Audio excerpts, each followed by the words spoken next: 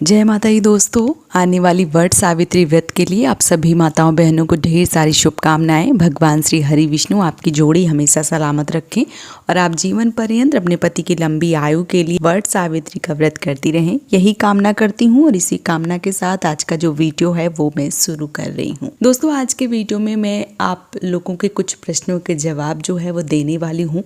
कई बार क्या होता है कि बहुत सारे प्रश्न जो है वो हमारे मन में चलते रहते हैं और उन प्रश्नों का जवाब जो है वो हमें नहीं मिलता है। जैसे कि पहला जो प्रश्न है वो ये है कि जिनके घर में जो वट सावित्री का व्रत है कोई नहीं करता है, उनके घर में मान लीजिए ना उनकी सासू माँ करती हैं, ना उनकी देवरानी जेठानी करती हैं और वो व्रत जो है वो करना चाहती हैं, तो क्या वो व्रत उठा सकती हैं या नहीं उठा सकती हैं। साथ ही साथ जो प्रेग्नेंट महिलाएं हैं, जो गर्भवती महिलाएं हैं, जो ऐसी माताएं जो गर्भावस्था में हैं, उनको व्रत रखना चाहिए, व्रत उठाना चाहिए या नहीं उठाना चाहिए, फेरी परिक्रमा जो है वो लगानी चाहिए या नहीं लगानी चाहिए। तो आज के वीडियो में संपूर्ण जानकारी जो है वो आप सबके साथ शेयर कर रही हूँ। तो आप लोग पूरा वीडियो जो है वो ध्यान से देखिए ताकि आप सबको बहुत ही अच्छे से सारी जानकारी जो है वो मिल सके और आप आने वाली वट पूजा को पूरी विधिवत तरीके से कर सकें। देखिए, अभी साल 2024 में जो वट सावित्री का व्रत है वो 6 जून को दिन गुरुवार को रखा जाएगा। ऐसे में बहुत सारे लोग वट सावित्री व्रत या वरगदाही या वट पूजा के नाम से जो है वो जानते हैं और जो व्रत है वो पहली बार ही रखना चाह रही हैं। मान लीजिए कि जो व्रत है वो उठाने वाली हैं, तो कई बार क्या होता है कि जैसे घर में कोई व्रत नहीं रख रहा होता है तो उनको समझ में नहीं आता है कि हमें व्रत जो है वो उठानी चाहिए या नहीं उठानी चाहिए। तो अगर आपके घर में ये जो व्रत है वो नहीं किया जाता है, मान लीजिए किसी ने नहीं किया है और कई बार क्या होता है कि लोगों को जानकारी भी नहीं होती है या कई बार लोगों को उतना ज़्यादा मन जो है वो नहीं करता है बहुत सारे व्रत करने का। तो जो भी माताएं बहनें हैं, मान लीजिए जिनका मन नहीं करता है वो नहीं करती हैं, यूं ही मतलब वो करना चाहें तो कर सकती हैं, लेकिन उनका मन नहीं है तो उन्होंने नहीं उठाया, नहीं कर रही हैं। लेकिन आप मान लीजिए आपकी सासू माँ ने नहीं किया और आप करना चाहती हैं तो आप इस व्रत को उठा सकती हैं, कोई दिक्कत कोई परेशानी जो है वो नहीं है। लेकिन हाँ, अगर आपके घर में जिस दिन मान लीजिए वट सावित्री का व्रत हो, कोई बड़ा बुजुर्ग जो है वो इस दिन गुजर गया हो, ये व्रत जो है वो नहीं सहता हो, तब आपको इस अवस्था में व्रत जो है वो नहीं उठानी चाहिए। क्योंकि क्या होता है कि कई बार बड़े बुजुर्ग बताते हैं कि जिस दिन मान लीजिए कि किसी की डेथ हो जाती है और उस दिन कोई मान लीजिए त्यौहार हो गया या कोई व्रत हो गया, अगर कोई कर रहा होता है तो वो व्रत जो है वो समाप्त हो जाता है, उसका कोई फल जो है वो आपको नहीं मिलता है।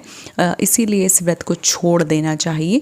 और इस व्रत को कब से शुरू करना चाहिए, तो कहते हैं कि जब किसी बच्चे का जन्म इसी दिन हो जाए तो इस व्रत को उठा लिया जाता है, मतलब जो व्रत है वो बढ़ जाता है, तो आप इसको रख सकते हैं। लेकिन कई बार क्या होता है बच्चे जो है वो नहीं आते हैं, तो गाय के या बकरी का या भैंस का, मतलब आपके घर में कोई पालतू जानवर है और उसका भी अगर जन्म हो जाता है तब भी इस व्रत को उठाया जा सकता है। लेकिन मान लीजिए कि अगर आपके घर में ऐसा कुछ नहीं है, नॉर्मली आपके घर में कोई नहीं रहता है लेकिन आप रखना चाहती हैं तो आप रख सकती हैं। लेकिन अगर आपके घर में नहीं सहता है, आपके घर में मान लीजिए इस दिन कोई अशुभ घटना जो है वो हो गई थी इसलिए इस व्रत को छोड़ा गया है, तो आपको इस व्रत को नहीं उठानी चाहिए जब तक ये व्रत जो है वो बहर ना जाए। मतलब जब तक किसी बच्चे का जन्म ना हो या किसी भी गाय भैंस बकरी इत्यादि जो आपके घर में पले हुए हैं वो उनका अगर जन्म नहीं हो रहा है उस दिन, तो फिर आपको ये व्रत जो है वो नहीं करना चाहिए। इस बात का आपको विशेष रूप से ध्यान रखना चाहिए। तो पहली बात जो है वो आपकी ये रही। दूसरी जो चीज़ है वो ये है कि जो भी प्रेग्नेंट महिलाएं हैं, जो भी गर्भवती माताएं हैं, उनको व्रत जो है वो नया उठाना चाहिए या नहीं उठाना चाहिए। तो वट सावित्री का व्रत आप उठा सकती हैं, कोई दिक्कत कोई परेशानी जो है वो नहीं है। गर्भावस्था में भी इस व्रत को किया जा सकता है, क्योंकि सुबह आप जल्दी से पूजा कर लेती हैं तो आप इस व्रत को फलाहारी मान लीजिए, कई तरह से इस व्रत को किया जाता है। बहुत सारे लोग सिर्फ पूजा करके परिक्रमा लगा के से जो भोजन है, सात्विक भोजन, वो ग्रहण कर लेते हैं। कुछ लोग जो है वो मीठा भोजन करते हैं और कुछ लोग फलाहारी करते हैं। तो मान लीजिए कि आपकी अवस्था ऐसी है तो फिर आप फलाहारी या मीठा भोजन करके आप इस व्रत को कर सकती हैं, तो इसमें कोई दिक्कत जो है वो नहीं है। लेकिन अगर आप प्रेग्नेंट हैं, अगर आप गर्भावस्था में हैं, तो आपको वट वृक्ष की विधिवत पूजा अर्चना करनी है, अपने पति की पूजा अर्चना करनी है, लेकिन आपको वट वृक्ष की परिक्रमा या जो फेरी है वो नहीं लगानी है। मैंने अपने कई वीडियो में बताए हैं कि फेरी जो है वो नहीं लगानी चाहिए। अब कई लोगों के मन में ये प्रश्न आएगा कि क्यों नहीं लगानी चाहिए। तो देखिए, हमारे यहाँ बोला जाता है कि जब बच्चा पेट में होता है, जब माताएं गर्भावस्था में होती हैं, तो 1 से 2 लोग जोड़े जाते हैं। उस समय जो फेरे या परिक्रमा है वो नहीं लगाए जाते हैं। ऐसा करना उचित जो है वो नहीं बताया गया है। और अगर मैं बताऊं साइंटिफिक रीज़न, बहुत सारे लोगों के मन में ये भी आएगा कि तार्किक उत्तर दीजिए, मतलब ऐसे क्यों नहीं लगाना है। तो मैं साइंटिफिक रीज़न अगर आपको बताऊं तो गर्भावस्था के दौरान बहुत सारे हार्मोन्स चेंज होते हैं और कई बार आपको कई तरीके की चीज़ें फील होती हैं। ऐसे में जब आप परिक्रमा या फेरी लगाती हैं तो आपको क्या होता है कि कई बार चक्कर आ जाने के कारण आप गिर भी सकती हैं, या आप मान लीजिए कि आपको कोई चोट लग सकती है। इससे आपके बच्चे के साथ आपको दोनों को जो समस्याएं हैं वो हो सकती हैं। इसलिए फेरी या परिक्रमा जो है वो लगाने से मना किया गया है। तो हमारे बड़े बुजुर्ग अगर चीज़ों को बना के गए हैं तो हमें उस पर दखल अंदाजी जो है वो नहीं करना चाहिए। आप अगर वृक्ष के पास नहीं जा पाती हैं ऐसी अवस्था में, तो आपको एक डाल जो है वो मंगवा लेना चाहिए और उसकी विधिवत पूजा करना चाहिए। उसके बाद उसका विसर्जन जो है वो कर देना चाहिए।